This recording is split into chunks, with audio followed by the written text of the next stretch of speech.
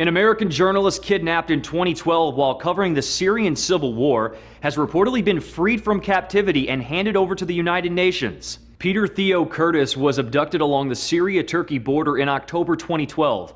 Details are still scarce, but the UN has confirmed he was handed over to peacekeeping forces Sunday evening in the Golan Heights. U.S. Secretary of State John Kerry said it took 2 years of work to secure the release of the journalist from the al-Qaeda-linked al-Nusra Front. Some reports are crediting Qatar for acting as a go-between. Curtis's release comes just less than 2 months after a video showed the Boston native seemingly in dire conditions.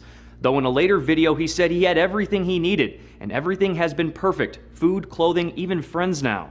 That statement is vastly different from an account given by another American journalist, Matthew Schreier. Schreier escaped in 2013 and described being tortured and starved by his captors. It's now known he shared a cell with Curtis. Curtis's release comes just days after the execution of American journalist James Foley by the Sunni militant group ISIS. Another American journalist, Steven Sotloff, is reportedly one of a handful of reporters still being held captive by the group. The militant group has threatened to move forward with his execution if the U.S. does not stop airstrikes against ISIS outposts in Iraq.